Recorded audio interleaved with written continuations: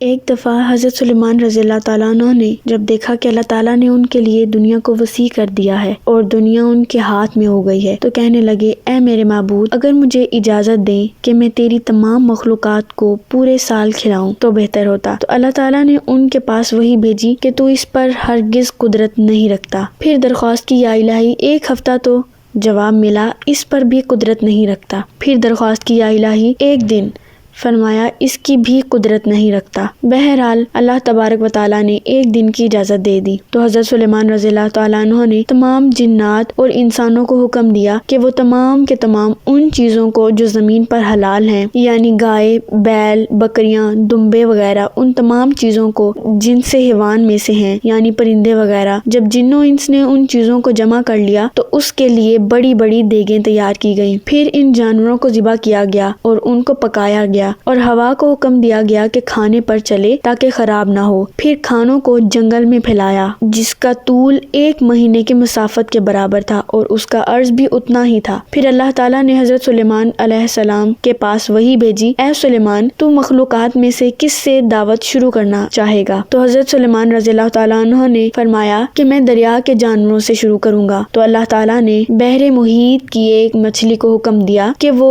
حضرت سلیمان رضی اللہ تعالیٰ عنہ کی ضیافت میں سے کھائے۔ چنانچہ اس مچھلی نے سر اٹھایا اور کہا، اے سلیمان، میں نے سنا ہے کہ تو نے ضیافت کا دروازہ کھول دیا ہے اور آج میری ضیافت تو کرے گا۔ حضرت سلیمان رضی اللہ تعالیٰ عنہ نے فرمایا، لے اور کھانا شروع کر۔ چنانچہ وہ مچھلی آگے بڑھی اور دسترخوان کے شروع سے کھانے لگی۔ مچھلی نے اس قدر کھایا کہ ایک ساتھ میں سارا کھانا صاف کر دیا۔ پھر اس مچھلی نے آواز لگائی، اے سلیمان، مجھے کھانا کھلاؤ اور میرا شکم سیر کرو۔ حضرت سلیمان نے فرمایا کہ تو سارا کھا گئی اور اب بھی تیرا پیٹ نہیں بھرا؟ تو مچھلی نے کہا، کیا اسی طرح میزبان کا جواب ہوتا ہے مہمان کے لیے؟ اے سلیمان، آپ خوب جان لیجئے کہ میرے لیے ہر روز اس طرح جتنا تو نے پکایا دن میں 3 مرتبہ متعین ہے، اور آج میرے کھانے کے روکنے کا سبب تو نہ بن اور تو نے میرے کھانے میں کمی کر دی۔